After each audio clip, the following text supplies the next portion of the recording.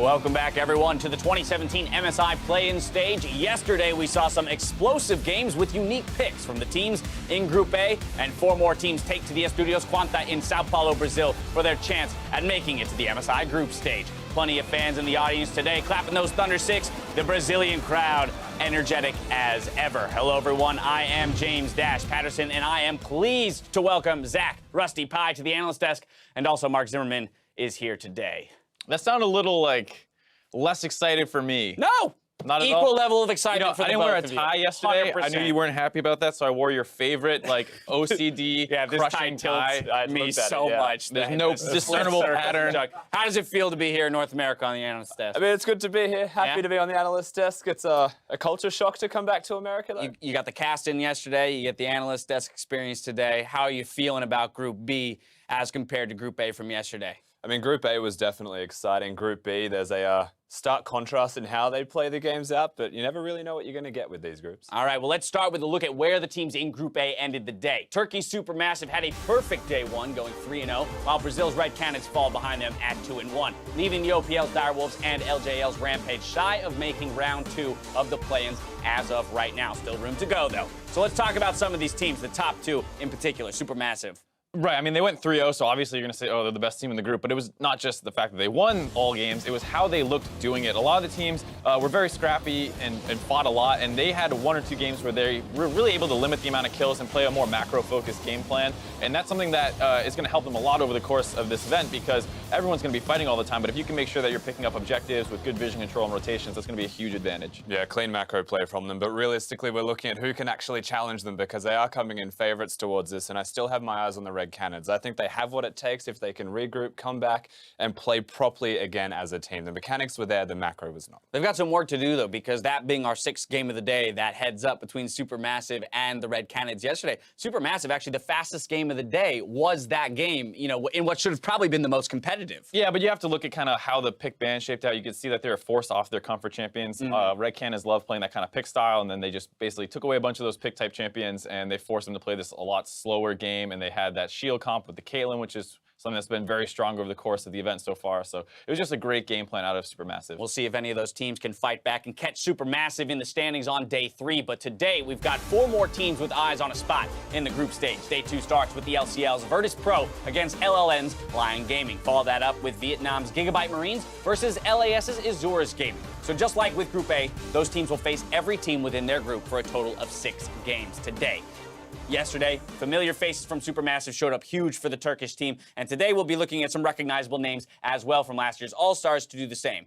Levi, Optimus, both big stars at All-Stars, and also we're going to be looking for them to make moves here today. Right, definitely in this tournament you see the importance of individual strength, and Levi is the kind of guy who showed up on the international stage a little bit previously in the All-Star tournament, had a great LYN, was able to set his team up for a lot of plays, and that's really what you're going to look for him to do today as well. LYN's still pretty strong in the meta, so hopefully we get to see some kind of repeat performance. Yeah, Levi looks fantastic, but he's also flanked by stellar people, so they perform well internationally, you can see here from the LYN himself, but locally, he's got the likes of Optimus, as he's referred to, Optimus as his mid laner. Yeah. So fantastic players, fantastic duo. Individually, they are superstars. All right, that's just one team, though. Another star player to keep your eyes on is Emp from Azores Gaming. Role swapped ADC to mid. We're no strangers to that kind of situation here in North America. We've seen it before in North America. I think this was a little bit more successful of a case because when we're talking about this Piglet, obviously on the 9th place team, didn't look great when he swapped to mid. Here, Emp switches once again from AD carry to mid, is actually able to carry his team to a championship in his own region. So a very different story, but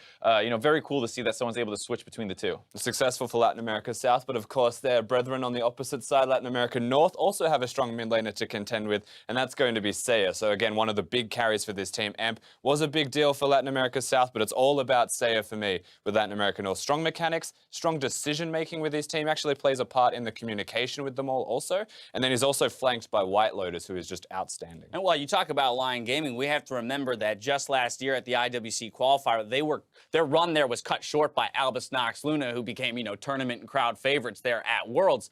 Well, guess what? They're not going to even have their opportunity for revenge against Albus Nox because they didn't qualify over Virtus.pro. Right. I mean, that was kind of a huge upset story coming out of the CIS region, was the fact that, kind of the heroes of all wildcard teams in Albus Nox, now M19, got knocked out in the semifinals by Virtus.pro, and they did it with some nice pocket picks. They had a Kale that worked out really well, And now that they've actually made it all the way to the play-in stage, they have a lot to prove because they did not have like the strongest year overall. They dropped a lot of games, and I think they have a lot of weight on their shoulders after they knocked out kind of the heavy favorites. Yeah, but this team honestly is fantastic. So yes, they finished in the semifinals. They weren't best in their region. They showed up when it mattered most, but it was 5 games the whole way, right? So there's still contention as to whether they are the best team representing the CIS region with Virtus.pro. But every single player on this team is strong individually once again. It seems to be a trend throughout Group B in particular, but they all carry. They have 5 threats, and they can all show up when it matters. Yeah, I mean, at the end of the day, as was mentioned, they're going to have to prove even to their own region that they deserve to be here. It wasn't a fluke that they took down M19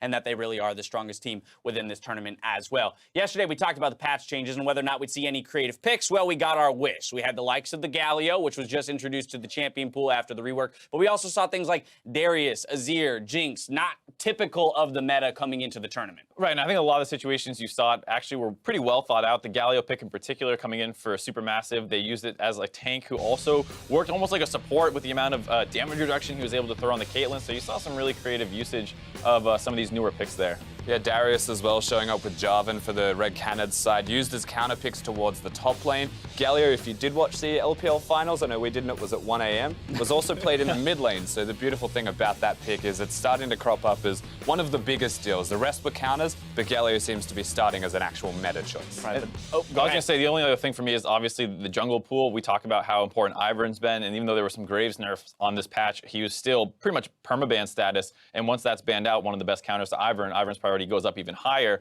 And we saw that was a champion that a lot of people were struggling to deal with. The question is, will Group B follow the same trends as Group A? Will they diverge entirely? Will we see things revolve around this Ivern pick and the Caitlyn Lulu meta in the bot lane, or will people go an entirely different direction? I wouldn't be surprised to see it go a totally different direction, just because when we were doing our prep for these kind of teams, they had some crazy picks. There was a Talon top. You see Sona still being played by a lot of these guys, so you might see some crazy stuff today. Yeah, the beauty of that is that yesterday we were looking at a lot of counter picks towards top lane. That's why we're seeing these crazy champions. Today is much more about flex picks, and they have stronger mid laners in this group. They want to emphasize the strengths of those mid laners, and so they end up just throwing the Talons top lane, putting Ryze top lane with some of these teams because they want the counter pick in mid lane. So there will be a lot of variance, but in a different place. All right, so within the mid lane meta then, if we're supposing that this group might be a little bit more mid lane focused, what are the types of champions and maybe mid lane jungle combos that we're looking at, given the buffs and nerfs we've seen recently, that might serve to be the strongest duo going up against the opposing team? I mean, we haven't seen much LeBlanc. Obviously, Caston was one that we touched on yesterday, getting bumped up a little bit. So if you start seeing a couple more of these assassins versus assassin carry matchups, then you would kind of see that maybe be a thing. As well as, I think there's still a lot of good control mages. We didn't see too much Syndra or Orianna, but those are the kinds of champions that you would think heading in you'd see a lot of. And Syndra did feel pretty much pick or ban, and for me it's going to be the Lee Sin and the Syndra combo. It's not an assassin, but she may as well be, just without the mobility. So as far as I'm concerned, jungle is always going to be the Lee Sin, mid lane's always going to be the Syndra, depending on the pick and ban. And we also have to consider too that with this Group B, I mean, we teased it a lot yesterday, this idea that Group A is the stronger group, the more competitive, the top teams are there. Well, guess what? That's all irrelevant to Group B because you just have to win this group to get on to the next round and face either TSM or Flash Wolves. That being the case, it makes, or rather puts a lot of focus onto these first couple games of the day and which two teams are going to start with a victory and which two teams are going to start their day with a loss, and how will they then move forward from there, either with the momentum that they've generated or how will they bounce back from the loss that they receive. I mean, it's a really tough one to talk about because when you look at these teams and how they perform in their region, most of them smashed their region super hard. And when you see that kind of dominance, when they're picking these kinds of comfort champions that aren't super meta and they're able to style on their opponents, you start wondering like about the strength of the region. And so, yeah, Group A had the better teams because we had seen them at previous events, but that doesn't necessarily mean they're actually the better group. And so it's just really hard to predict when you're like, okay, Lyon Gaming had like an average of 3, 4, 5,000 gold lead at 20 minutes. Like, are they actually that good, or is the competition in their region not necessarily as strong? Which actually comes back to, again, the subtleties of Latin America North, Latin America South. They all play on the Brazilian server, so assumedly you'd say that Brazil is then the strongest region. They're all the sister or lesser teams of that, but both teams are getting better rapidly. However, CIS and Turkey from each respective groups, they play on the EU server. So naturally, they have the slight edge as to where they individually are going to be as performers, which is why you look at Latin America, North, South, Southeast Asia, and you're like, they need to actually have team play. They need to have some kind of team synergy. And that's very interesting because if we look at Supermassive from yesterday, kind of that step above the rest of the teams that they was in that macro play. Those couple, games of evidence where we saw, hey, with the lead, they understood how to cleanly push the game forward. I think that will be the real test today in terms of, setting a team apart from the pack here in Group B. I think you can even be like too dominant. Like if you are in your region, you're constantly smashing games, you actually start picking up bad habits that get exploited against better competition. If I can just 1v1 you mid all the time, do I really need to understand the intricacies of warding and roaming and getting control of my mid lane and working with my jungler when I can just 1v1 you all the time? It's not the same kind of things that you need to worry about once you move out of that, kind of smaller pond into the big ocean of international competition. Let me ask you this, and I'm going to go back to champion stuff for just a brief moment. I mean, we did see the Darius, we saw the Jarvan, even an Olaf picked into the top lane, and those could be arguably, bruisery to, split pusher type champions. Well, what happened to the Kleds all of a sudden? Where is the, the GPs and the somewhat more strictly carry-focused top laners? Granted, Jarvan can fill that role. I feel like a lot of this just comes down to the team's individual comfort, because I think in the major regions, Kled, as an example, speaking as an LPL caster, is like the number one champion. Yeah, because he's a carry and a tank. He's able to do it all at once. Teleports are fantastic. Flanks are also there. But a lot of these top laners that we're seeing are either committing to the split push or they're committing to the teleporting, committing to the team fighting, whereas Kled's versatile and does both. Gangplank kind of can do both as well and matches the Shen, but we're seeing none of these because they're so committal to one role, not being versatile. Yeah, now, of course, if we look at maybe the support meta, we've talked about the Lulu, the Karmas, and how there's plenty of characters that can fill that utility role. But we mentioned Bard. Bard getting a big buff and maybe introducing some more of those roamers. Of course, Thresh was a contested pick yesterday and does open up teams in terms of strategic opportunities to capitalize on a pick, right? And in terms of teams that might suffer in kind of their macro strategy, those would be the kind of picks, correct me if I'm wrong, that we might see them, lunge for in terms of creating opportunity within the game for victory. I think you've seen a couple more melee supports as well here, where we've seen them playing Tahm Kench's, Leona's, Gragas's, like a lot of these kind of crazy ones, Alistar's as well. And so it's going to be weird to see if they actually go for those, because right now we've been in a meta for so long where the range mage / support champions have been so overwhelming in lane. Like you go up against a Lulu and a Karma, they just push you in and harass you. Can you actually pull these off against higher quality competition? That's where I want to keep my eye on, because I would love to see a Leona just take over a game and roam around the map and blow people up. And just off that even a little bit further, like to the point of the Bard in particular as well, if people are playing Thresh, then Bard can definitely still show up to play. But if you commit to a Thresh, you're playing a pick comp, and so these individual players will perform better. But the team play may suffer if they aren't playing at their best, or if they're counted in lanes, suddenly they're going to have a bad time. And so you can pick these, but it is riskier, because if it doesn't work, your team play, which may have been lacking, then actually gets worse. All right, one more champs-like thing, just because we have the time to talk about it. Ivern versus the early game junglers. Yesterday was a lot of Ivern versus Lee Sins, but we see the Elise creep in every once in a while. What's your thought process here? I mean, obviously, again, part of it's going to have to do with play style and personal preference of the teams, but in general, as yesterday revolved around getting that Caitlyn and getting to a position where, hey, at the 6-item or the 5-item mark, we have enough shields on our AD carry. They act as a 60% damage reduction tank with a Knight's Vow and a Galio ult. Is that just the way to go with League of Legends right now? Is that, the maybe safest route, the winningest route? It's been trending that way for a little bit. We've seen the Lulu crop up mid a couple times now. It was played in Korea. Faker did it. So, you kind of see these shield comps coming back into power. And I think the Ivern one in particular is like, he's not a great early game skirmisher, though he can be really annoying. And with the nerfs that kept coming in over the course of the season to things like Rengar and Kha'Zix, and those guys kept getting knocked down to the point where now Graves is the one who might abuse him. But other than that, I mean, Ivern is a great shielding, great utility support. You see Caitlyn being, having a strong laning phase, and you say, oh, well, if we combine these two, suddenly we have a team comp. And if this is the case, Rusty, how do you beat that, right? So now I'm running into a Lulu, Kate, Ivern composition, and even maybe a Galio top to make this an absurd example, right? How do I beat this? Is it to go all in on the burst, get those LeBlancs, the Zeds, the Lee Sins, whatever it is, or is it to kind of match that sustained damage and hope to, to equal the power late? So you can try and have an aggressive jungler and stop him from taking camp. camps, a lot of what the Ivans want to do now with Caitlyn is just scale up. So they'll find you in the jungle and they'll try and take your camps and keep you behind so that you can't gank. So you can either go for him when he goes for you, or you can change up what you're doing completely, have winning lanes everywhere, and just win the map through laning phase. The players making their way to the stage now, getting a warm welcome from the crowd there in Sao Paulo, Brazil. So we'll be heading into games shortly, I'm sure. Now, whether you're watching in Sao Paulo, Chicago, or anywhere else in the world, make sure to tweet us at LOL Esports with the hashtag MSI2017 to let us know what you're excited to see throughout the tournament. Make sure to call out the big plays from the play-ins, and we'll be checking in all month long at what you guys have to say. I mean, we had some big plays yesterday, even if we're just referencing what we've seen already so far. I mean, that coupled with the picks as well. I mean, it was fun to watch the Darius Elise combo start to go off in the top lane. A Shen kept it 3 CS and killed under turret at level 2.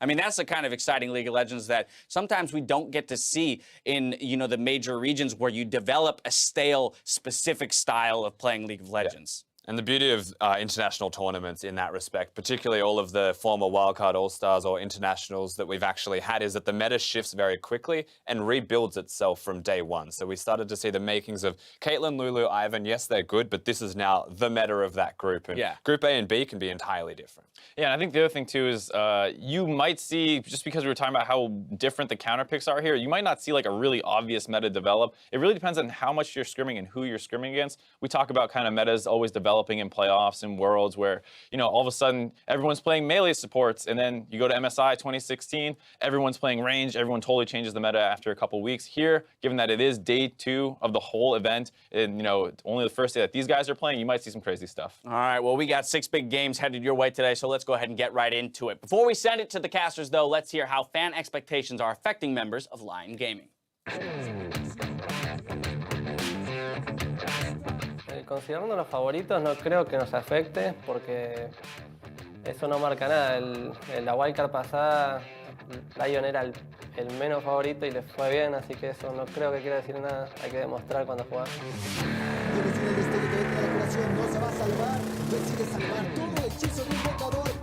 Yeah, we had a breakout performance last wildcard. I think we surprised everyone with our game. We went first in groups and I don't know, no one like saw that coming, I guess. But this time around, I guess we get more respect. That's kind of weird. It has never happened like in the international stage. Like we get so much respect, and it's really a different feeling. But we feel good about it. I mean, we're confident, and let's hope to repeat it again. No sé, o sea, comparado con la última vez, estoy agradecido que la gente nos considere como favoritos, porque la última vez estábamos como que éramos los underdogs y todo el mundo pensábamos que íbamos a salir últimos. Pero esta vez creo que la gente espera más de nosotros, así que nada, está bueno eso. Genera más presión, pero está bueno igual.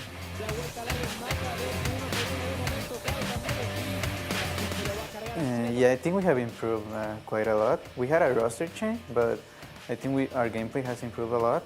We try to fix the problems that stopped us from winning the whole thing last year. So yeah, we try to work on that. And I think we got a pretty good level of gameplay right now.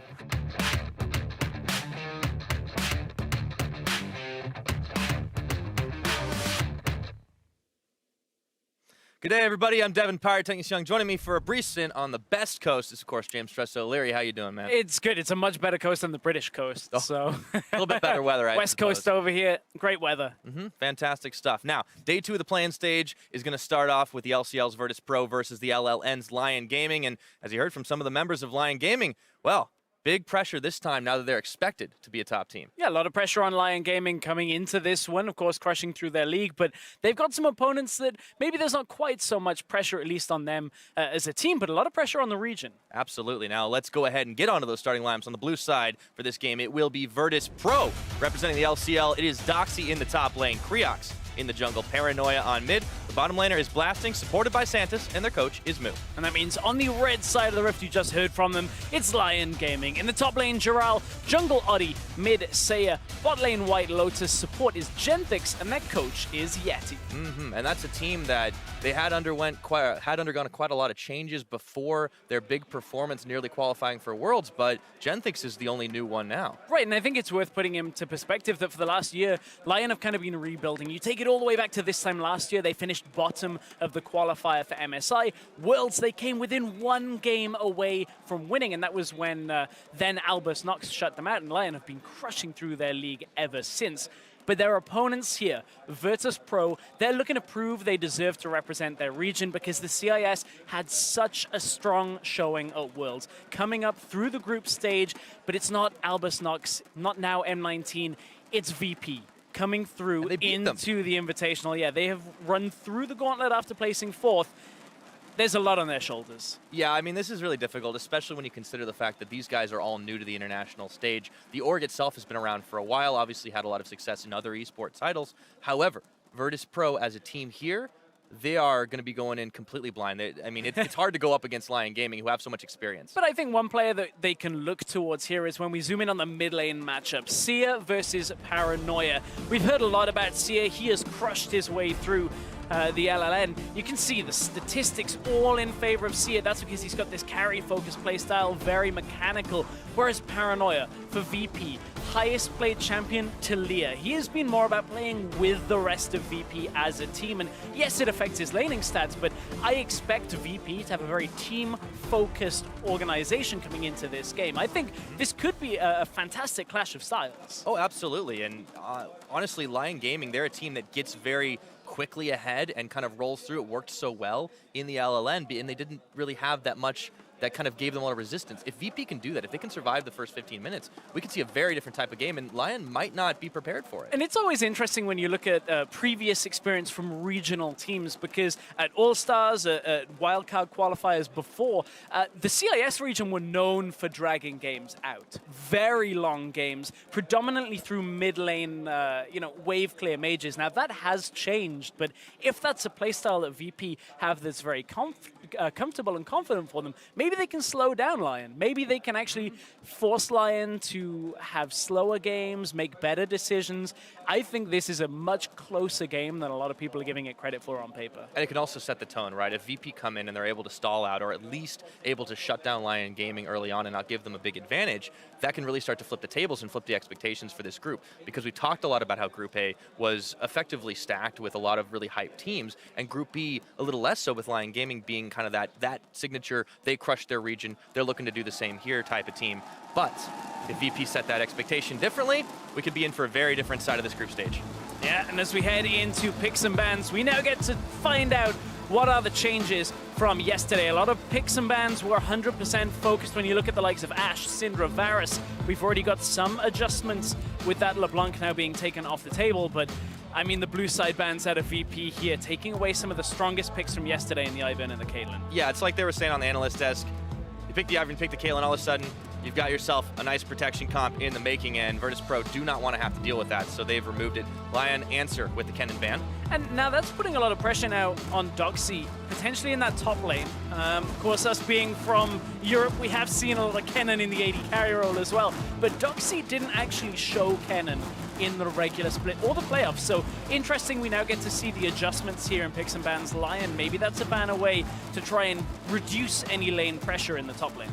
And they've clearly been doing their homework on the side of VP. They ban away the Rengar, one of the most played champions, for Audi during the LLN opening split, and there is going to be a Lucian ban. And that means Graves is available here. That has been one of the most banned out junglers. You don't have to pick it right now because typically people have been picking that into the Ivern. It's a good clear jungler alongside it. Shout out with the hover over Sona. The CIS region have put Sona in their games a couple of times, but this is now a very early game focus from Creox. He played 4 games of it in the regular split and playoffs over in the CIS, but now we get to ask, what does Audi play in response to this? He's played a lot of Kha'Zix, that Rengar has been banned. The Elise is maybe where you start looking towards as this draft goes further through. Yeah, he showed a bit of a larger pool than Creox has throughout the split, but they don't necessarily have to take it on this rotation unless maybe they want to mix things up afterwards. The Ashe gets locked in early on, and Audie's still hovering. We did see a Shaco game out of him. It could happen. I don't know about right now, though. Not right now, perhaps, but I think it's interesting here. You pick the Ashe, it's likely to be Varus in response. We've got Caitlyn off the board, we've got Lucian off the board. There is the Elise, so VP have to take the Varus in this rotation if they want to contend in that bottom lane against Lyon. I wonder whether they'll also look towards support for Santos. He's played a whole lot of Tahm Kench, and Zyra is available as well. His 2 most played champions are up and available for this draft. So with the Varus locked in, they can definitely look to make that lane a nightmare for White Lotus and Genthix. We'll see if they decide to round it out on this rotation. But definitely they're making for a lot of pressure, but no, Paranoia locks with Taliyah. Yeah, that's the Taliyah we were talking about. His most played champion in that middle lane. I'm now expecting to see VP to play quite heavily around the bottom lane with this, with the Varus, pair it with something that can push as well, whether it's the Karma or the Zyra that we have seen. Maybe we'll see VP focus down to get blasting ahead. But for Lyon now, do they look towards mid lane here? Do they try and pinch the support pool? They're going to end up losing out potentially on a mid lane matchup if they don't end up going for it. Yeah, and they lock the Echo, so the Zyra might end up getting banned on this next rotation, but they have themselves a mid laner to match. Seiya going toe-to-toe with the Taliyah Paranoia, and now we enter ban phase 2. Yeah, don't know whether Seiya will end up taking the Ghost or the Teleport that we commonly see on the Echo in the mid lane. You can obviously TP in, run a 1-3-1 composition. Obviously, that depends now heavily on what Lyon end up getting. Now, where we go as the last set of picks depends on the pacing Lyon want to put on this. They ban out 1 support already. It starts indicating they're looking potentially to last pick top lane and pick the support first in this rotation. That's what they're indicating towards, but it doesn't necessarily lock them into that. And we have 1 top lane banned away on Virtus.pro's side. It's going to be the Kled off the board right now. Now, do you take the Karma away here? The Zyra, is that your second ban for Lyon Gaming? Those would be continuing to focus on the middle lane. Will they look towards taking away something in the top lane, perhaps? Like a Nautilus that could be flexed, now gets taken away from the draft as well. So Lyon trying to steal as much pacing away from Virtus.pro in ban phase 2 as they can. Yeah, it's also Doxy's most played. You know, he's had a fair amount of success on that champion and been his kind of go-to tank. So if he decides to still go for a tanky champion, kind of falls down a little bit in his priority. We'll see what the last ban is for Virtus.pro. It is going to be the Fizz. There's a couple carries off the board there, and now it's back to Lyon. Yeah, a lot of these matchups are the anti-tank matchups that take away Lyon's ability to take something like a Maokai that they have played previously. Now, will it be a Rumble that comes out is the interesting thing. They would be heavily into AP damage, especially if they were looking for a ranged support. Nope, it's going to be what we were talking about before. Take the support here and end up turning this back around. Yep, so the Karma's all locked in. We have the Ashe Karma bottom lane, and that's a lot of matching harass. We'll see what Blasting is able to pair with. Santos having to lock in his support on this last rotation. We'll still be looking for that top laner, but Doxy's going to have to take it blind. 10 seconds remaining. Oh, and the Blitzcrank is in. Hello. Now, he has played 1 game, and it is 1 win on this Blitzcrank. This is a champion we started seeing in Europe at the end of the split. But Johnny was having some fun, but still. That was when games didn't matter. Now this game does matter. And look, you pair this together. Maybe they go Shen here, something that can, again, come to the bottom lane and look to snowball. You've got a Taliyah coming down. A Blitzcrank is there. Rumble does the job as well. You can TP down and have massive impact in these fights. All they need is Santos to hit 1 hook, and bot lane potentially snowballs so heavily in Virtus.pro's favor that Lyon gets stalled out past that early game play that they were looking for. Oh boy, that is a challenge. Did not expect the Blitzcrank to be coming through, and now it's back to Lyon. What do they answer with? This is a difficult spot because Gnar would be one option that we've seen. The Camille is available, of course. A couple of adjustments to Camille. Can be played into the Rumble quite effectively. A little bit less sustain than she had on previous patches on 7.8. This is going to be an explosive game. VP focused on snowballing bottom lane. Lyon focused on a 1-3-1 setup with an Elise to create picks and advantages. Camille, Echo, if they get ahead, are going to be so unstoppable for VP without 1 massive 5v5. This is going to be a very fun game. And Lyon are going to need the coordination that they've built, their time together to try and shut down this Virtus.pro snowball machine. Oh boy, anytime you have a Blitzcrank, things are just going to be looking good. He's going all in to get that Ignite. You are going to have a lot of action in that bottom lane. White Lotus and Genthix are going to have to watch out. And man, How bold do you have to be to pull this out in your first game on a big international stage? That is a big statement. Yeah, that takes a lot to kind of just say, lock the blitz in. We know already, we've played it in one game. I'm excited to see how it plays out. Oh, yes, indeed. You know, it's not the first time we've seen a team from the CIS have some interesting support choices. This is the region that Licorice comes from after all, but Virtus.pro are trying to follow in those footsteps and come up with something innovative. We'll see if it's enough to take down Lyon Gaming and set the record. Put themselves on the top of the expectations table in Group B over here. Lyon Gaming, they're looking to show up to those expectations with their 1-3-1 composition. Oh boy, it's going to be a challenge though in that bottom lane. This has been a fun draft already. Of course, Blitzcrank doesn't offer a massive amount to a push potential in that bottom lane, so I do expect VP's bot lane to some extent to get pushed in. Now we have to see, does Creox come bot lane? Does Oddie come bot lane? Where does the focus go? Because, you know, Paranoia, he's coming bot as soon as he's got that Weaver's Wall. Yeah, there's a whole lot of roam potential on this VP side, and we'll see if Lyon can hang tough here, and if they can get themselves into the 1-3-1 setup that they want, get a couple of kills on either the Camille or the Echo. I mean, that's definitely the ticket to starting to get the ball rolling for them. We'll see if they're able to get it done. And this is a really, really emphasized 1-3-1 snowball style composition out of Lyon Gaming, where if they get ahead, that at least gets 1 kill for an Echo, 1 kill for a Camille that you're talking about. It doesn't really matter what White Lotus and Genetix are doing in the bot lane. They can afford to be slightly behind as long as they don't end up giving over a bunch of kills to the enemy. If they go even, Lyon Gaming will have such a good spot to play from. Yeah, try to survive against that blitz lane, but all the same, Seiya, definitely a big superstar on this team, and with the Echo in his hands, you can see it being a rough matchup. We highlighted him versus Paranoia, and it really is true to their styles. Trying to carry from the lane versus trying to play around the team. We'll see who takes it. The crowd lets up a cheer as we're in to game number 1 of day 2 here at MSI 2017. Virtus.pro and Lyon Gaming. We're getting some Blitzcrank play level 1. You've all seen this in solo queue. You group up with the Blitzcrank. This ward out early is a really good deterrent to this from Lyon. This is the, I'm not trying to be derogatory, but this is the very common solo queue-esque Blitzcrank start. You invade the enemy first buff. If you can take it away, catch somebody, get anything, it instantly sets the team ahead. However, it's easily read. One ward already denies a lot of this early game playmaking from this Blitzcrank before minions spawn and before the lanes settle. That doesn't mean Lyon are out of the woods with this blitz, but that's the way you deny the first play from VP. Yep. Able to see it coming, shut it down early on is important, so they didn't take any chances on the trinket wards, placing them nice and early. And as a result, Virtus.pro are unable to get anything out of that early play. But all the same, if they can shut down Audi early on, especially on this Elise, that mitigates some of that early pressure on the top and mid lane.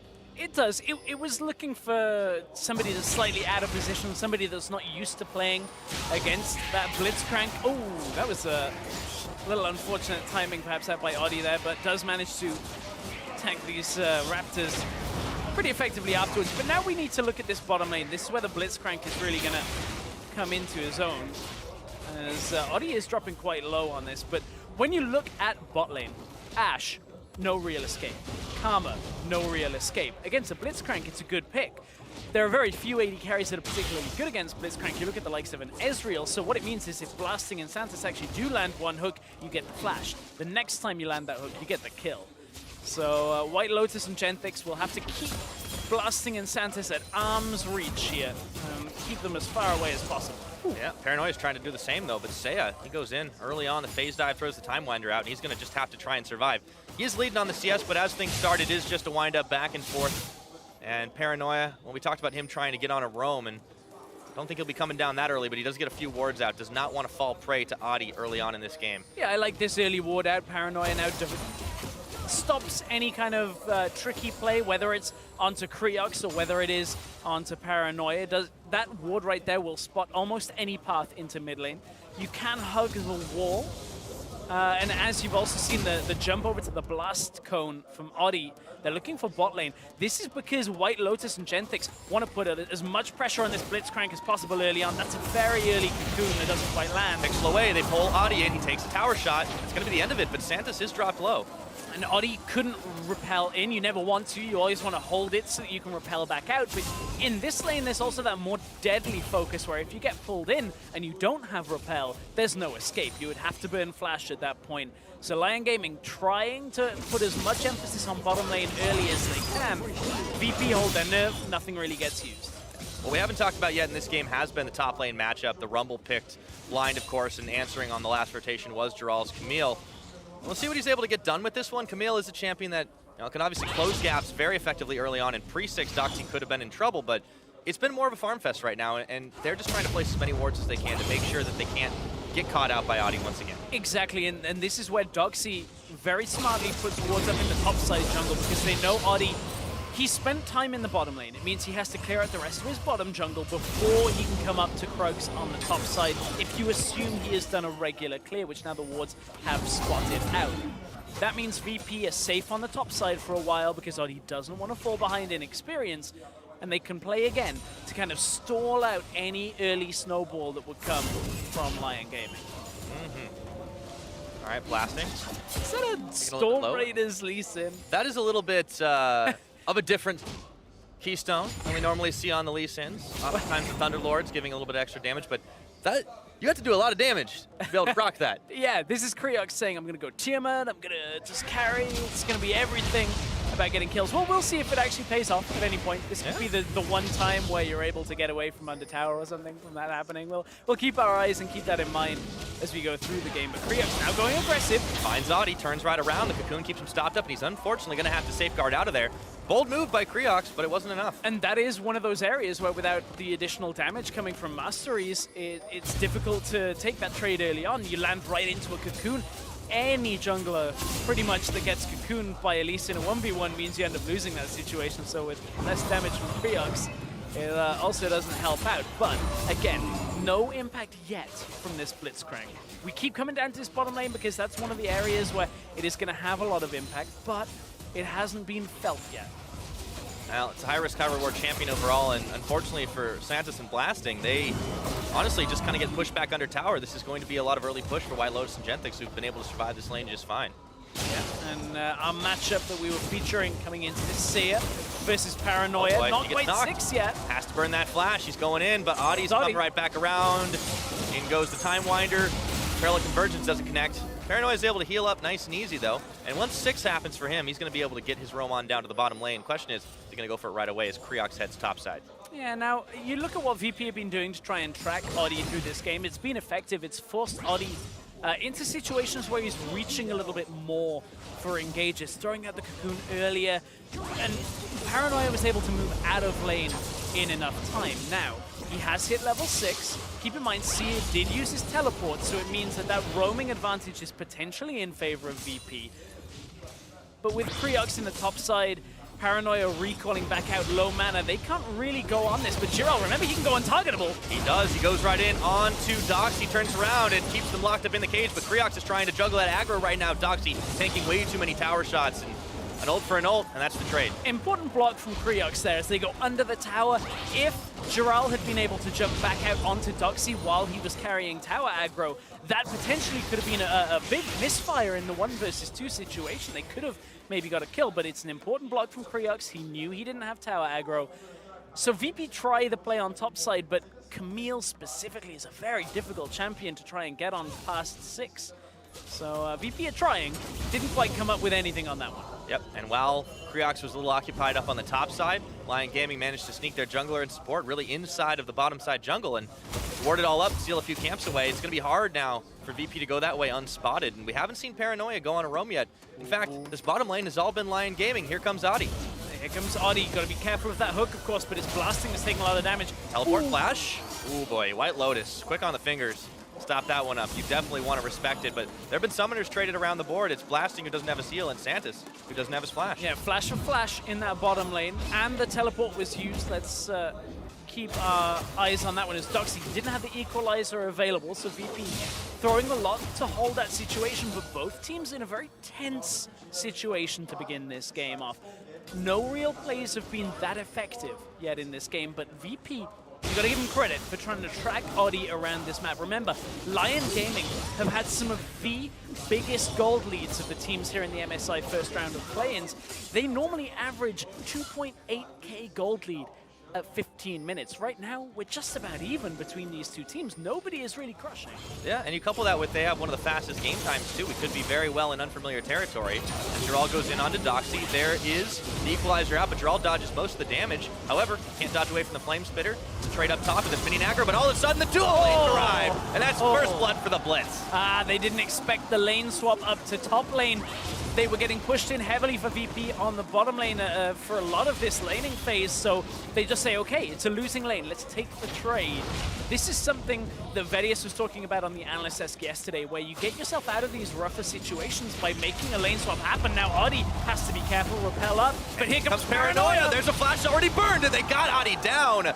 Paranoia finishes the job, and now they're going to be able to push this tower nice and quick.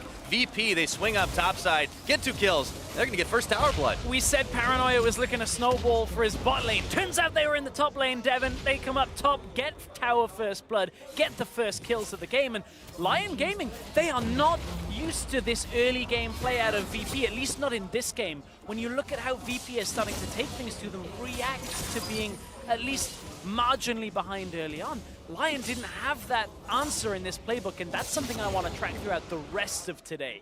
Is this a common symptom of Lyon Gaming? Because in game 1, VP seemed to have their early game number. Even if the Blitzcrank wasn't able to get a whole lot of plays down on the bottom side, moving it up to the top definitely paid off right now, and as a result, VP are rocking themselves 1,500 gold lead, just shy of 10 minutes on the clock, and, well, they're looking pretty solid at the minute, waiting on those item spikes. We'll see what happens when they start grouping a lot more. And now the thing you have to look at for VP on the next phase of this, as Paranoia maybe gets dove. Oh, nice arrow. Stops him up just a second, but Santos is there to intercept. Genthic's coming around. Liner foiled. Arrow forces the cleanse out of Paranoia, but this is the response I was about to say. What will VP do here? How will they then look for the next tower? Because the worst thing they could do is sit back and just allow Jural and Saya to get a lot of farm and utilize the 1-3-1. VP have to keep taking it to Lyon Gaming to start this game off. They have to continue the lead that they have and deny Lyon's ability to set up their side lanes effectively, but Blitzcrank does struggle with that. Mid lane is typically where you'll end up putting the Blitzcrank next, but as long as you play with a lot of respect to Santos, it's hard for a Blitzcrank to have the same kind of impact as a lot of supports. But they can use him just to try and scare off Lyon Gaming, as they were able to do with help from a few other members as well on this Dragon Pit. It is a Mountain Drake, so it's going to be very important, especially if you're Lyon Gaming, to try and get those 1-3-1s, chipping away at those towers. You want to make sure you can grab as many of those types of Drakes as you can, but since they're very contestable right now, and the Mountain Drake's a little bit tougher to finish off, Lyon didn't want to opt for what could have been a bad situation. Kriok's waiting in the wings, does not get the steal off on the blue. A little too late to the party. An important ward just caught Santos on his way up to mid lane there. What they were trying to do is have Blitzcrank drop out of vision, appear in mid lane with the likes of a Talia. Doxy was around mid lane as well. Maybe you come out with the equalizer and suddenly whoever's sitting under mid tower just dies. And there's no way of holding that tower, but with Santos getting stopped, Paranoia ended up recalling as well. VP didn't have that additional momentum. They're looking for it again here. 2 versus 1 in mid lane. Sia has his ultimate, has his flash, and has a lot of respect towards what VP are doing right now. And that's a good sign out of Lyon Gaming. Now they're starting to react to the initial plays out of VP. Just able to walk it out right now. Still, the lead very slim, but that might change. And Santos wanders right into the brush. Saya's going to get the finish off. Teleport coming in for Doxy, but it is a little bit too late. Support's already down. They do seismic shove Audi back in, but he's gone up, and now he goes down trying to juke out the shots from Kriok, and Doxy kicks him. Finish the job. He even lands a Sonic Wave on a White Lotus, but he thinks better of it. Rather go for the Drake, so it ends up being a 1-for-1 trade. But Dragon going the way of VP. VP had to continue to take that fight because Jural wasn't TPing in, which means Lyon Gaming were focused on trying to get that tower down in the top side. They thought Doxy was going to cancel his TP. So VP had to get at least another kill, had to get the Mountain Drake from that exchange. Arrow comes in, hits Paranoia. Oh boy, he's going to get stopped up for just a second, taken out by Saya. That's his second of the game, and now Doxy tagging in. A double kill for Saya as he gets pulled. It's Genthix that gets pulled on the other side. But now, Lyon Gaming are going all in on this mid lane. Looking for Doxy. Jural decides to opt out of that one, gets attack sweep on. Doxy Santos still trying to chase, but there's a blast cone there. Jural's going to be able to get out safely for now. Santos keeps chasing, though. Yeah, Not to get a pull off. This time it's the TP from Jural that turns it around, and that's a lot of pressure now put on that middle lane. Of course, they now don't focus on the top side with that Camille for now. Bringing the fight to mid lane. Seed, although he's down in CS, is heavily up in the kill focus as well. Look, White Lotus again hits that arrow. This time Paranoia doesn't have that cleanse. It was down from the last time that arrow hit. And Lyon Gaming have just grouped on mid lane and said, okay, we'll take the fight to you while you don't have everybody available to help. And then Lyon just continue to go past the towers, zone off VP. It doesn't result in a tower for them in exchange. But again, a 3-0 echo is exactly what Lyon were looking for. They managed to turn it right back around. So the gold lead, honestly, is a lot slimmer than it used to be. And considering the fact that Lyon weren't even working on the full power spikes just yet, I mean, you look at what White Lotus is packing at the minute. Since he got the early Berserker Greaves, he still was waiting. He just finishes now his Blade of the Ruined King to match up with what Blasting was doing, but Blasting was still sitting on basic boots. And now, well, they're looking pretty happy with the way Seiya's managed to get fed here. That is a lot of gold in his pocket to try and work with. It is, and it means that Paranoia now struggles to have impact in the side lane. Echo will just be able to take those trades. Has Proto Belt on as well. Oddie, they've baited Paranoia up. Flash of Flash will be a happy one for Oddie at least, because now it means if Seiya or Jiral face off against Paranoia, should mean almost certain death for VP's mid laner. Yeah, they have to watch their backs right now. The pressure's still on for this Virtus.pro squad. Doxy trying to push in the mid lane, but you can see the rest of Lyon Gaming mobilizing to intercept here. And VP are wise to it. They're not going to push any farther than they have to. All the same, very close game as we approach 15 minutes. Yeah, close game, one dragon on the board. Mountain Drake is the second one. Had a lot of Oceans and Cloud Drakes yesterday. Already getting some of the more exciting ones. We've got a Blitzcrank in this game as well. Opening on the day like this. You can't really ask for a whole lot better, Stress. No, not at this point now. We got to look at it though. Lyon with the TP down in the top lane. VP the same. Arrow comes out mid because they want to go aggressive while they got the numbers. On to Blasting. He's going to have to burn Flash, and he just can't quite get away. White Lotus finishes the job with a few arrows in his back. 2 sums down, and you still die.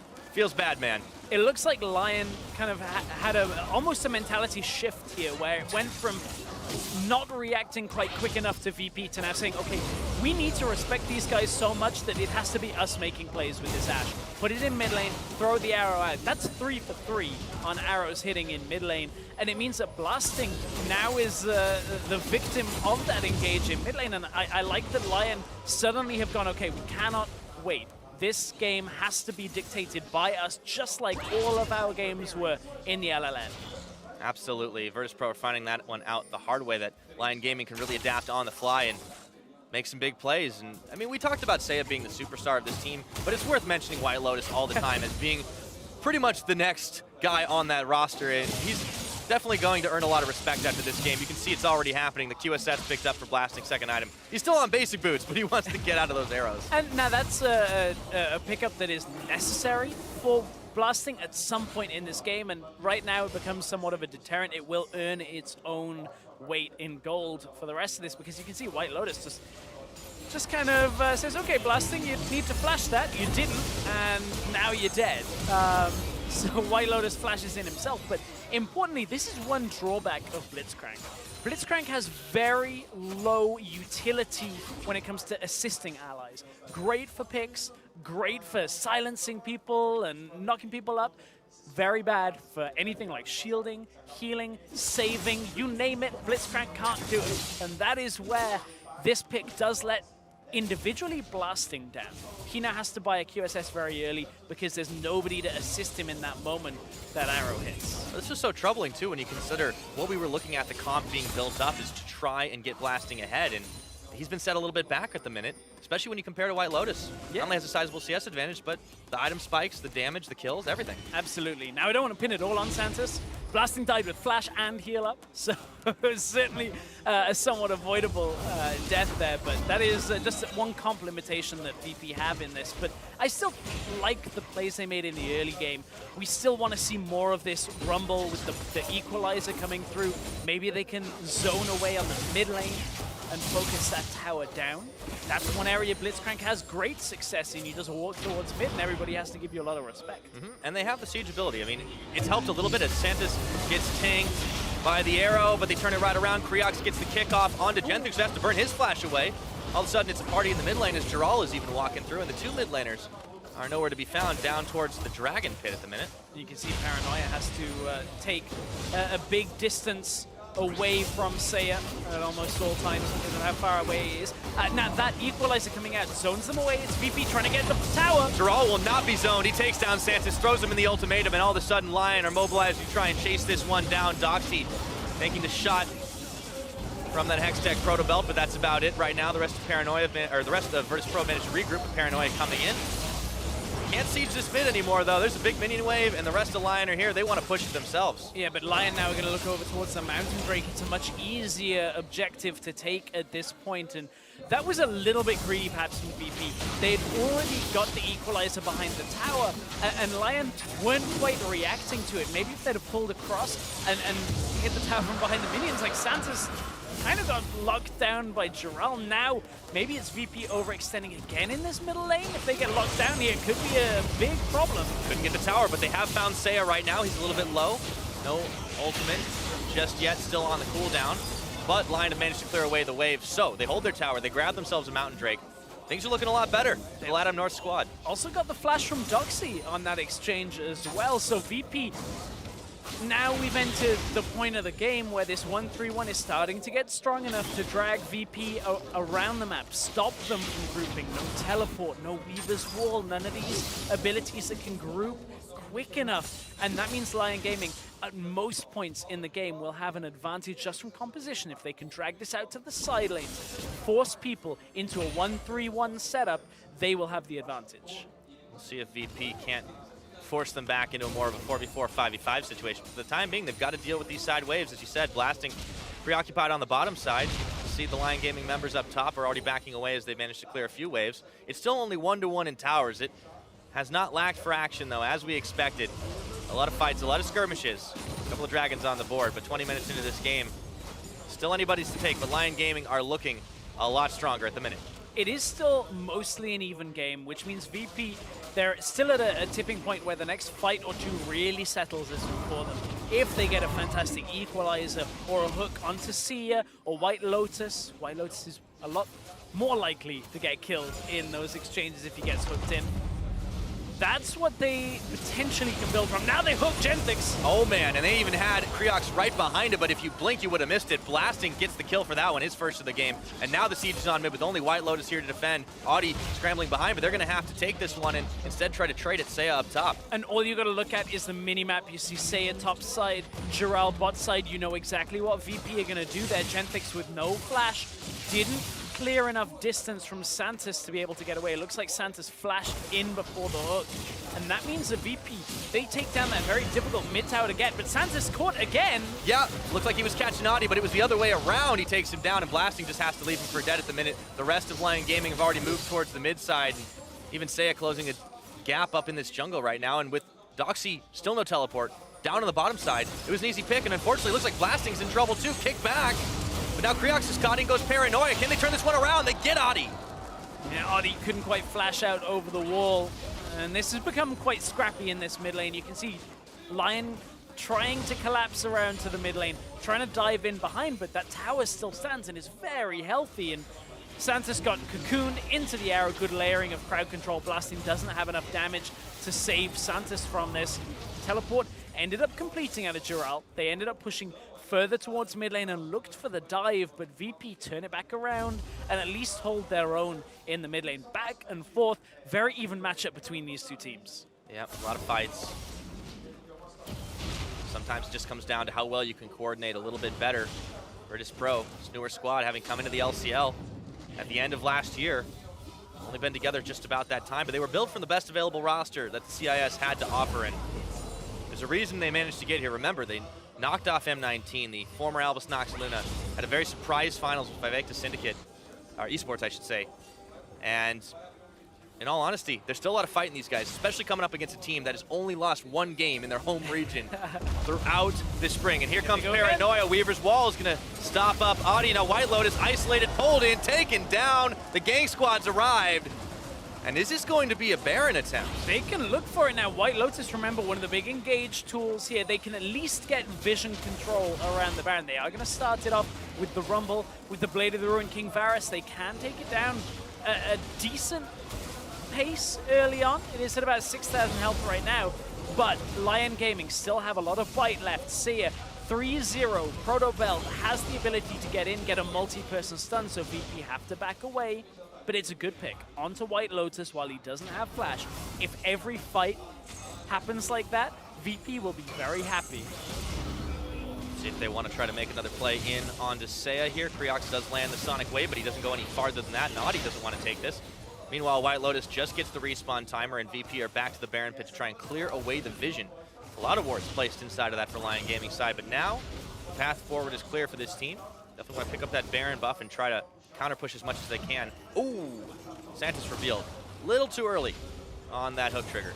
Yeah, just couldn't quite connect with it, but you see how just losing either White Lotus or Genthix affects Lyon's ability to get out on the map. Like, one of the things that a lot of people kind of overlook with 1-3-1 is how important that 3-person stack is in the middle lane. Like, everybody sees the side laners doing all the work and goes, okay, great, it's the side laners that are earning all the money on this one. Well, if you don't have like 80 carry your marksman in the middle lane, then you have to compensate, whether it's Jural coming across, Seiya coming across. It's one of the basic concepts of 1-3-1 in League of Legends, that, that when White Lotus dies, there's almost nothing Lyon can do to set up that composition. It becomes very, very tough. Yeah, they need to be able to protect him as best they can. And to be fair, that is the first time he'd gone down, but with the Weaver's Wall cutting them off, that's a tool that Virtus.pro do have, and they've been able to utilize it well as Paranoid is able to fight it out to pick up his own blue buff. Was contested.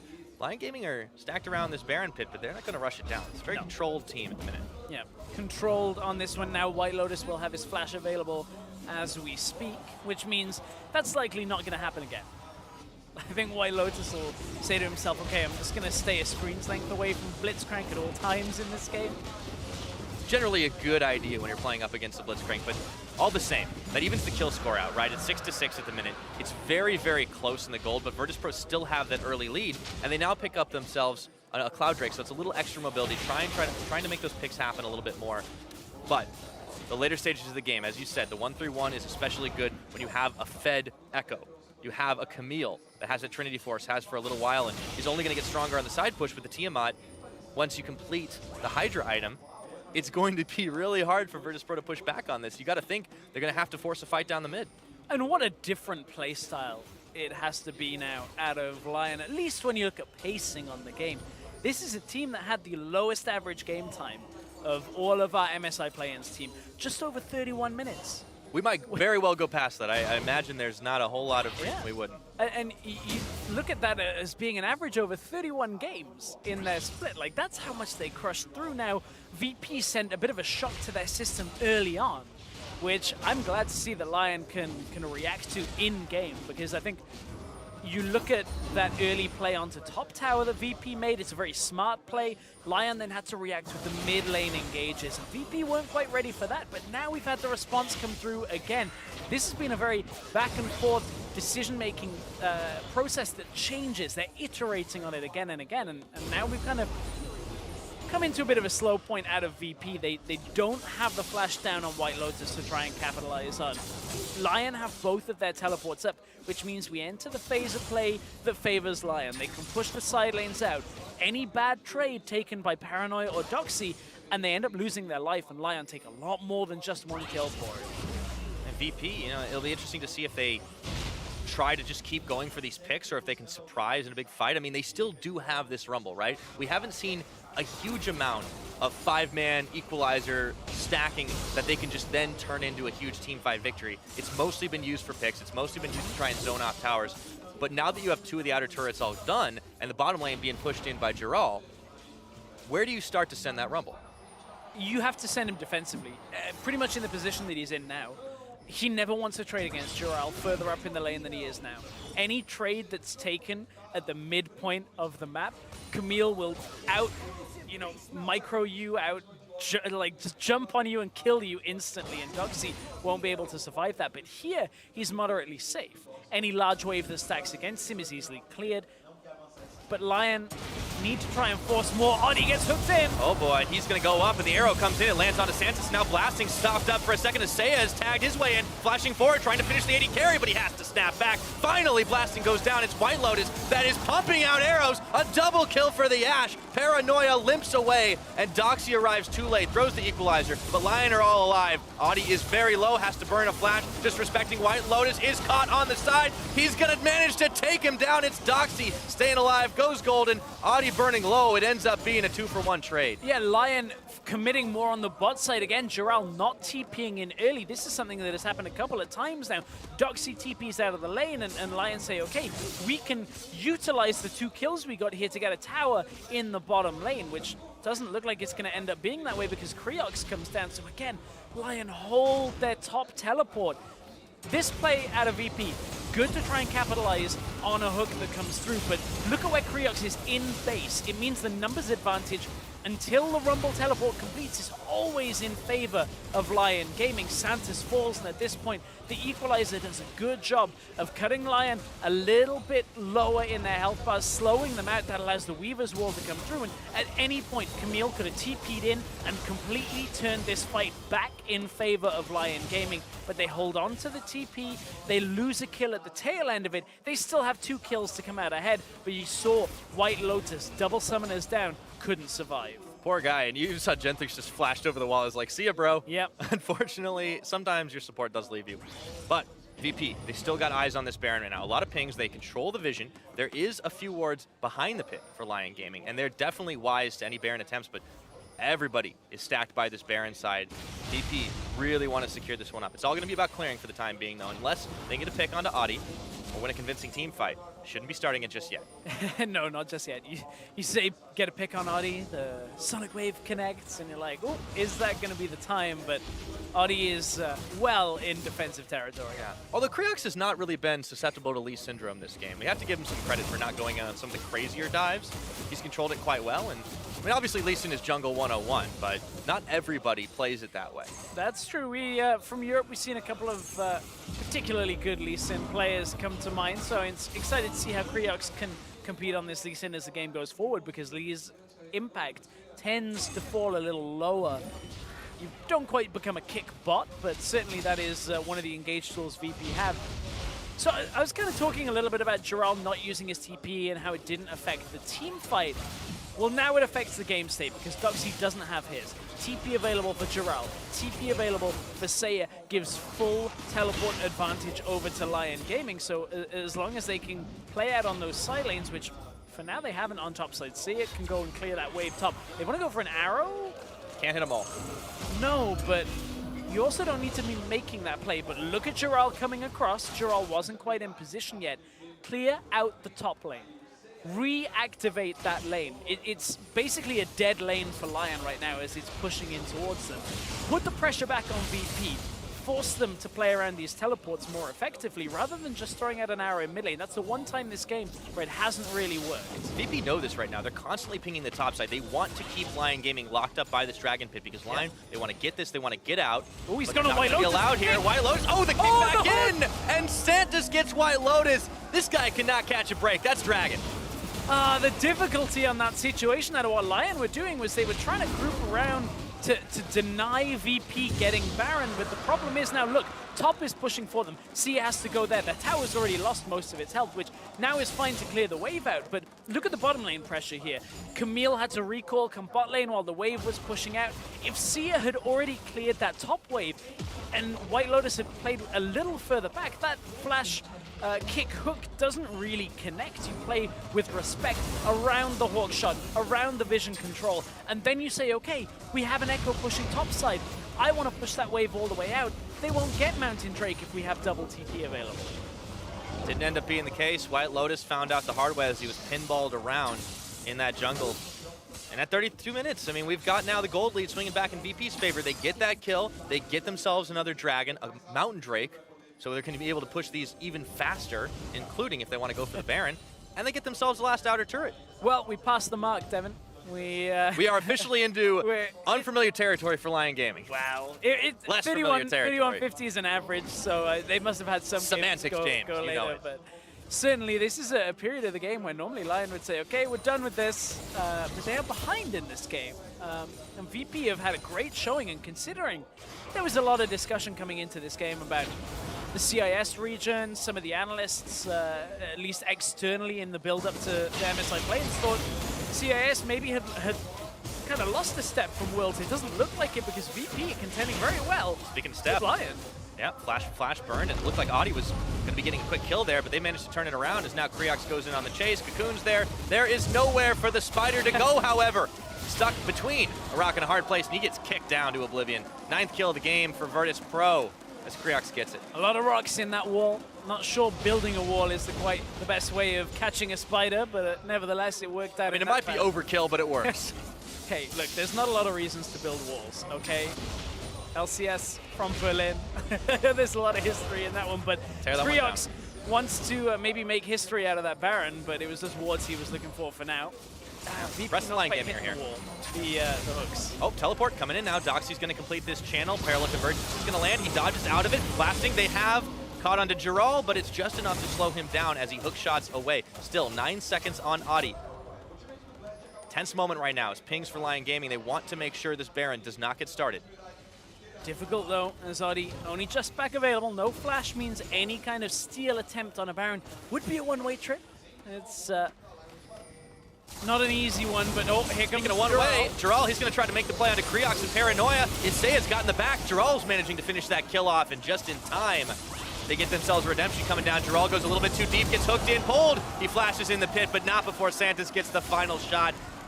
Top and jungle traded away. That's a long death timer for both of those players. It's going to be a 4v4 for a little while. In goes Paranoia, looking for White Lotus, throw the equalizer down. He's going to burn his flash, dodges the shove, turning onto Paranoia, the flash, the hook. White Lotus gets the kill, but he gives his life, and now Blasting trying to duke it out with Odyssea tagging his way in. Audi comes down, the shot finishes him off. No junglers left alive in this one. Double kill now for Blasting before he falls. This is an all-out brawl, and Seiya is going to have to flash to freedom. Genthix is going to follow suit. It ends up being 2v2 left on this map, but Virtus.pro, they've got the charge. Yeah, kill for kill, back and forth from both VP and Lyon, and this game explodes with a team fight as... I mean, okay, so Santos and the rest of VP come across the mid lane here looking for White Lotus, and White Lotus flashes early. He knows he can take the trade against Paranoia alone, but in comes Santos into the fight.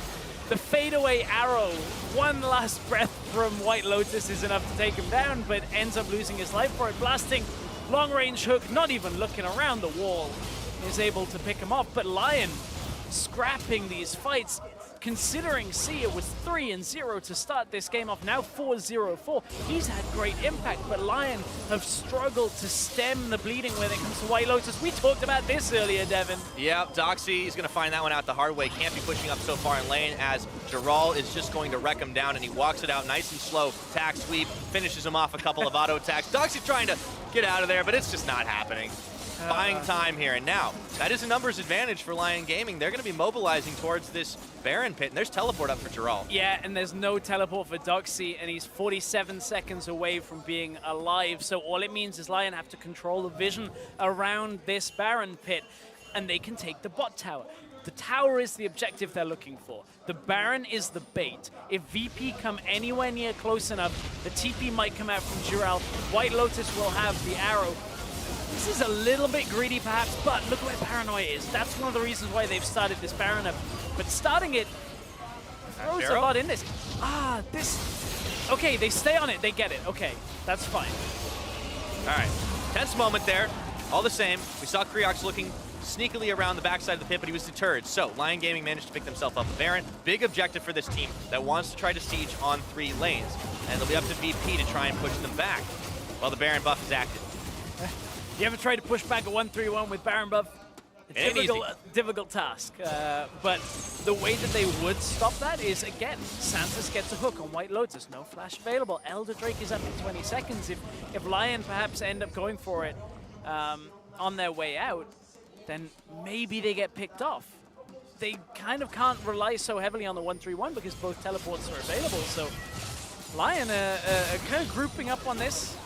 Looking for Doxy here. Doxy throws down the equalizer. It's not going to tag anybody, but he does turn into Audi, and Giral goes forward, narrowly dodging got out. Seiya. Seiya gets shut He had down ult. right now. What was happening on the other side of the screen as Creox manages to chase away the rest of LYN Gaming, and now Elder's on the menu. Oh my, VP with 3 Drakes are turning towards Elder, but look, it's a bait. This is what Lyon should have been doing around the Baron buff. They couldn't quite get on to, I believe it was Genthix heading around in the middle lane. You can see VP going to deny the push onto the mid lane tower and take Elder Drake. Camille is up in the top side with no teleport available. Doxy has his, but he can't really stop Camille with Baron buff at this point. This is level 18 Camille. Very difficult to take any kind of fight against, which means for the duration of this Baron buff, Lyon will continue to push forward with Vision. But Virtus.pro have managed to secure themselves up the Elder Dragon onto Mountain Drakes. That's definitely going to help them to try and push objectives, but they need to stop the bleeding with the minion waves. Doxy's back. He's going to be able to clear most of these minions out with the Flame Spitter, but now where do they go next? A lot of them stacked mid. It's unlikely for the duration of this Elder that they will be in a position to take objectives. Look, 1 minute 40 left on Baron buff. Yes, okay, Elder is a little bit longer as of a bunch of patches ago, but still, there's not a lot of time where there's no overlap. So Seiya goes in, kick, immediately taken out. Of course, no way of him getting out of that kick at that point, not running anything like a QSS, can't, you know, ult back out. But Seiya gets caught out. We'll have the ult for the next fight.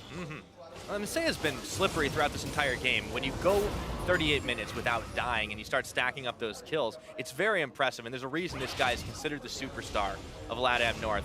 However, you shut him down, and you see how quickly the fight starts to turn. VP with the 5k gold advantage with the Baron buff, or with the Elder Dragon buff against the Baron of Lyon Gaming. It's only for another minute though, and they're stacking on the mid. They really want to knock down this tower, second tier. It's pretty low. Unfortunately, there's a wave clear sat behind the tower with Seiya clearing things out. It's interesting, the priority here, mid lane for VP is where they want to continue to go, and of course we talked about this Blitzcrank, you put in mid lane and try and hook somebody through, but that Camille is still pushing bottom lane. Good cutoff using the Weaver's Wall, but VP, this is a precarious position, but they will get the tower. I was wrong, Devin. I thought they wouldn't have too much of a position to take objectives. That's an inhibitor going down for VP. But they're going to trade it right now. There's still a teleport on Doxy, but he's not spending it. So as a result, they're going to trade inhibitor in the middle for the one in the bottom side. It's even trade because of how fast Giral is able to do it. But now they've got to get the hell out of dodge, unless the backs can be stopped right now. Look what's going on the minimap. Giral is taking down the next turrets. TP coming through from Doxy. We're not quite in a base race situation, but VP may look to go back aggressive here. If they can deny Camille's recall, that's one Nexus tower down. VP aren't buying it. They want to play this game out a lot slower than a base race. They don't want to all in on this. That was a dangerous game of chicken, but at the end of the day, Giral is able to march the minions through. They get one Nexus tower out. So Lyon Gaming actually coming ahead of that, but it is at the cost of Adi's life. It's 25 seconds till he's going to be available. What can VP do? Slow the game down again is what VP want to do for now, at least. They're looking for single picks to look to close these games out, and here was one of them. I believe this is where they end up killing. Is it Seiya or Audi? It was Audi they catch again. Flash hook comes out. Santos, you gotta give him credit. This, throw all the flashes at him. Get him, just get the kill, move back in. Managed to get it at the end of the day, but still, that was a high cost with Giral able to push in. I mean, that's the power of a Camille when you're sitting on almost a full item stack. The Titanic Hydra has been there for a while. You had to kill him twice because he's got the Guardian Angel. So that is a legitimate huge threat. Even if Seiya has been kind of the primary carry of this team, you've got to watch out for that now too. Speaking of primary carries, I think we know who Blasting's favorite player is. Reckless, he's got a frozen mallet. Look at it, he's got the I thought belt. we escaped it when we were moving from EU here.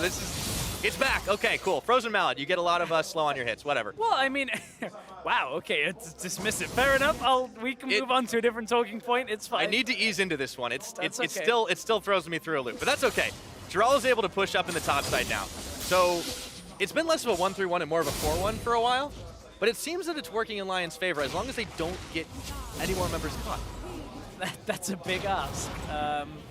I think White Lotus will look back at this game and be very frustrated because he has been flash hooked like 4 times this game. And conveniently S4 death. Yeah, exactly. But like White Lotus, he's hit so many arrows early on that set this game up. The rest of the team, they've been a little uncoordinated on being out on the side lanes when they should be out on the side lanes. Like, look, there's no vision control to allow them on the bottom lane. The biggest symptom of this 1-3-1 not being set up that I'm noticing is it's actually Seiya that isn't out on the side lane for Lyon. That's not a criticism, but when you're running Teleport Echo, that is the play pattern that is expected, is you win the side lane, you're already ahead, Paranoia can't duel you. That is one of the strengths that Lyon are not leaning on in this game, because VP have a good way of catching out anybody that goes over to the side lane, and it's only really Gerald that feels confident enough to be out there on his own. Yeah, I mean, it is definitely curious that they've been more focusing on having Seiya in the mid lane.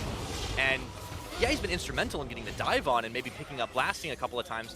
But when you consider how much time they've spent in the mid and they still don't have the outer tower? And that is part of this Blitzcrank's difficulty, and that is a credit to VP.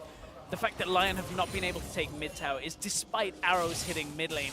With this mid tower still standing, it drags Seiya to the mid lane. You cannot have full vision control of the enemy jungle to set up an effective 1-3-1 without making risks if mid outer tower is still alive.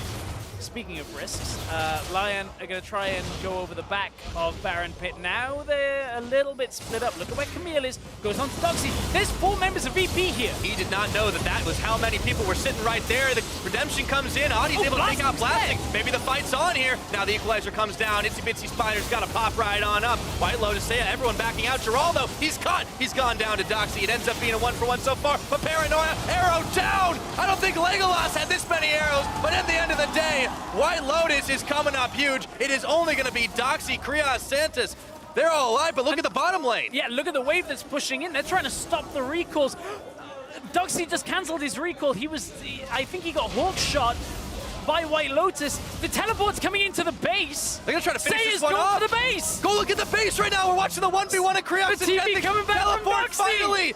Oh man, this is going to be nuts here. Krios is trying to Seiya finish the killed job. White Santos. Lotus The is game still might there. just end. He's on the Nexus. There are no more turrets here. Doxy does not have the help. Lyon Gaming They've right done it. in, sneaking into the base, and at 45 minutes, they put away the game. What a ridiculous end for Lyon Gaming. Seiya, we talked about the reluctance to play on the side lane while he TPs into the base. They stopped the recalls. I want to see how Blasting died. Adi got right onto him, took away the carry. White Lotus cleaned up the team fight, and Seiya says, here's my one job. I'm going into the base. This game's done. Thought he was just going to be diving onto people all game and taking out kills, and that was the job. No. That was all distraction from the real job. TP in, take the Nexus, get himself 50 gold, and wipe his hands. Game is done. I cannot believe how that ended. We had 45 minutes of a very tense, action-packed game that Virtus.pro looked to be controlling, and then it all just unwound in about a minute. A very different game as well. We had the good solid plays out of VP swapping top side, the good response out of Lyon of sending the arrows down mid, connecting 3 out of 3 and getting kills from it. There was a lot of back and forth in this game, and we said coming into it, these two teams might be closer. I wasn't expecting the backdoor play to end that game, because that was a very close game. All right, well, Lyon definitely came into this looking the favorites, and they got a win. However, VP definitely took it to him for a long time. And for more on that one, we're going to go ahead and send it over to the analyst desk. Take it away. Thank you very much, gentlemen. A very exciting first game of the day. Lyon Gaming coming out on top there, winning a game without even taking down the mid lane first tier turret. I don't know if I've ever actually seen that happen before. You know it's a professional game of League wonky of game. Legends. If that's going on, there's something not quite right with that game. But let's get to that, because obviously there was 40 minutes of gameplay that led up to that. Let's start with Champion Select. At the beginning of the day, we were wondering if Group B would follow similar trends to Group A. In some respects, yes, and in others, completely different directions. We have a Blitzcrank coming in. We've got the Camille versus Rumble matchup in the top lane as opposed to the Gallios. So a fair number of differences between the 2 days already. Yeah, the first big thing is we swapped what we're banning and what we're picking for the AD carry position. So what was usually a Caitlyn picked, it's actually going to be banned away with a Lucian. So Varus and Ashe are going to be freely picked, but you pick yourself an Ashe, you leave yourself open to counters that can take you down. Right, and so you see, we know that Lyon likes to play a lot of high damage stuff. They pick another 1-3-1 comp, and the Blitzcrank makes some sense, but I don't love it, because on the one hand, it's great for like running up mid and trying to pick off that Ashe, but that's your only good target. There are a number of times he would hit the Elise. Elise just repels. Echo can ult out. Camille can jump up and disengage, as well as building tankier. It becomes so hard that you have to hit only a single target, and the Blitzcrank's gonna, we always know, falls off, but especially when you start limiting the targets he can actually go for. But that's the beauty of almost countering the 1-3-1 by forcing it in the mid lane, right? Because it's not just the Blitzcrank, it's Elise Sin, so there's 2 opportunities to pick people off, and then you've got a Rumble Equalizer to lock them down, and a Talia wall to block them into an area. So probability... You'll kill the Ashe, for sure. It's just, what else is that Blitz doing after the Ashe is dead? Who else can you hit? I didn't love it. Exactly. All right, so now let's get into the game itself, because Vedius, if he were on the desk right now, he would probably be very happy at the fact that Virtus.pro, in that losing bot lane, recognized that they needed to get themselves out of it, decide to rotate to the top lane off the first back, force a couple kills, and therefore trade turrets. So a little bit more right from the outset, understanding maybe of macro play and the ability to still gain gold while, you know, sacrificing it or handing it over elsewhere. I think that's a nice thing to see coming out of Group B, because everyone's talking about, oh, Group A is great, but we mostly just saw skirmishing in Group A, and I think here, even though it might not have been the cleanest execution of a couple macro concepts, you at least saw what they were going for. Starting with that rotation out of the bot lane, you saw Blitz was just pushed in and chunked out. Once they get a good recall off, don't even go back bottom, just start trading the turrets, open up the map. That is also what also starts setting up the 1-3-1. And what makes that better, it was a 5-man effort to go to the top lane, right? They're not just sending their bottom lane from a losing position, trying again in another lane. They actually dive top lane. They make things happen progressively as a team of 5. It's a lot better to see in between all of the skirmishing. All right, so there we get through the early game. We've seen some demonstration of solid macro decisions, maybe some slight miscues on execution, but the thinking is still there. However, we still hit that kind of point in the game where it felt like the teams were struggling to come up with their win condition. And maybe this is where we go back to the Blitzcrank and leaning on it rather almost as a crutch as a win condition, because of course when you get to 40 minutes, if you hit the right target, you could win a game off of that. Whereas for Lyon Gaming, it felt like a little bit more well-rounded of comp, that when they were in a full-on engagement and they did come away with a victory, that they could push off of it. The only problem was Giral just never TPing into a mid lane fight. He would only TP in like after it was done. He would never join in a match 1-for-1. There's a skirmish in the bot river that he didn't TP to match, that lets it turn, and then eventually he TPs like 30 seconds later to make a different play. That was kind of how he used his teleports, was never to match and push a fight that was already going in their favor. He'd be like, all right, we're already kind of winning it, and I'll make another play later. And then they just end up in a lot of these trade situations where it's hard to actually get objectives off it, and that's why you saw the mid turret up all the way at the end of the game. I mean, especially when you consider the fact that they were running double TP, right? So in that 1-3-1, you have 2 different people that can come and aid a fight at any time. And in some cases, Echo, you got Saya, who's coming in right on the outset, the first sign of any kind of conflict. And yet Giral is holding on to it. And so when you're not kind of syncing up those TPs, we can see they lose some effectiveness because you're still only in a 4-1 split. And I wonder if that is less so perhaps the teleporting being poor from Giral, or more so that a VP of just hard engaged, hard committed to something in an unexpected time. If you're telling your team in 2 minutes, we're going to go for the Drake, that's our strategy, and then 10 seconds later someone's being flash hooked, a little bit harder to react to. There might not be wards there set up. But if we're going to talk about a star player here from Lyon Gaming, at least here in Game 1, we got to talk about White Lotus. In a team composition that isn't necessarily built to protect him against a team composition that feels like it's built entirely to destroy him, this guy had an impressive display of individual mechanics and decision-making in most areas, even though his scoreline isn't, oh my goodness, that's the craziest KDA I've ever seen. Right, I mean, that's one of the things. When you look at this comp, he's kind of left out to dry with all the engaged tools, people who want to go in. He has to fend for himself. In the mid-game, he was the one who was able to set up a lot of the picks on the side of Lyon Gaming, really stalled out the game after that nice early rotation. And then once it came into team fighting phase, he actually played these super well, maybe a little aggressive at points, but I like to see him going in, cleaning up these kills, trying to win the situation hard. This is an example of, like, if Giral TPs in, maybe you chase through and actually finish off Paranoia, instead of what ends up happening there is he gets that Talia wall and cuts him off. Exactly. In that fight, though, the only mechanical mistake that I could point out was one canceled auto attack, but perfect target selection, gets the Bork all the way through, flashes for the kill on the ADC, so still trading 2 for 1, even though he died after that play.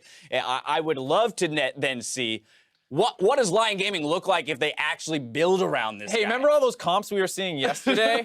Those would look great on White Lotus. That would be exactly the kind of comp I'd want to see. I actually cannot agree with that anymore.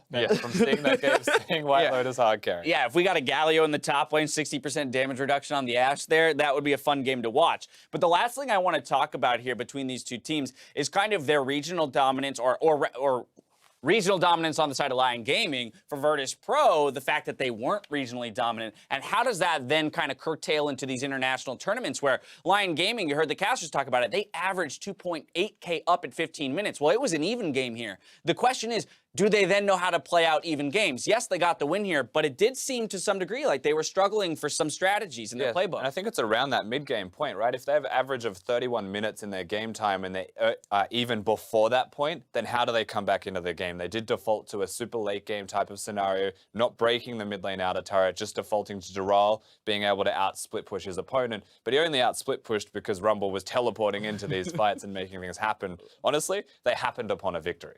And I mean, the thing is, in best of ones, that's all you need. You would look and probably say that they were this is the hardest game that they're going to have today up against the side of Virtus.pro here. So the fact that they're able to pick up the win, not clean, we're saying, oh, you know, they're so used to smashing people that these 1-3-1 comps kind of run themselves from 5K ahead. But, you know, they do get the win here. They got the W. You got to be happy with it. I'm sure they're not like, oh, what a great game, guys. Can't wait for the other ones. They're probably going to go back, learn from this. But at the very least, they are sitting pretty so far. Yeah, room for improvement on both sides, but Lyon Gaming going to pick up the first victory of the day. That was, of course, just our first game. So after a quick break, we're going to see if Vietnam's Gigabyte Marines versus LAS's Azorus Gaming. Don't touch that browser. You're watching the MSI play-ins. However, can't dodge away from the Flame Spitter. Straight up top with this mini aggro, but all of a sudden the dual lanes arrive. And that's first blood for the Blitz. Flashing forward, trying to finish the 80 carry, but he has to snap back. Finally, blasting goes down. It's White Lotus that is pumping out arrows. A double kill for the Ashe. Heal.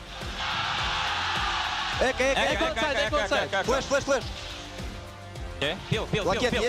Нет лакета. Nice. So far, but Paranoia, arrow down! I don't think Legolas had this many arrows, but at the end of the day, White Lotus is coming up huge. Lyon Gaming, they ride in, sneaking into the base, and at 45 minutes, they put away the game.